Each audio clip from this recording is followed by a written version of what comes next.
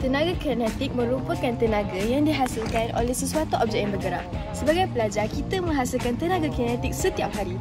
Di sekolah menengah Setia Budi, pelajar menggunakan smart TV atau smart board semasa belajar, menggunakan kerja sekolah di tablet ataupun iPad seperti pelbagai sekolah di Malaysia juga atas usaha membangunkan industri e-pembelajaran ini. Kenapa topik tersebut berkaitan dengan produk kami? Jom kami tunjukkan.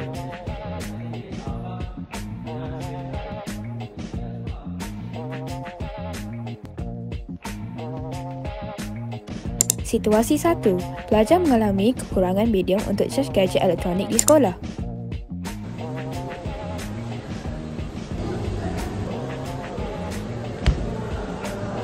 Situasi 2. Isu kurang kesedaran tentang kita semula. Kebanyakan bahan buangan ini terhasil daripada aktiviti harian kita pada hari ini, seperti plastik dari pembungkusan minuman dan makanan dari kantin sekolah. Dari jumlah itu, hanya 30 hingga 35% sahaja yang dikitar semula. Selebihnya dihantar ke tabak pelupusan.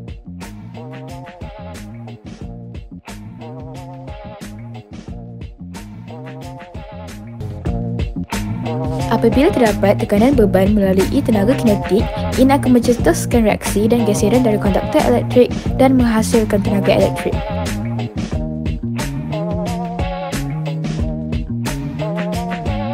Kita boleh menghasilkan eco-jubin dengan menggunakan bahan alternatif seperti tin, kayu atau plastik yang akan dimanfaatkan.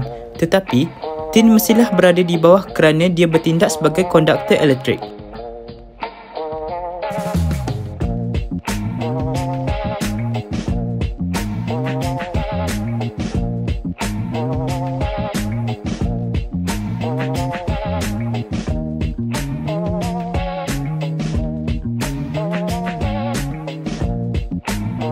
Selain daripada bebanan tenaga kinetik, kita boleh menggunakan objek sebagai bebanan yang perlu melebihi berat 50 kg.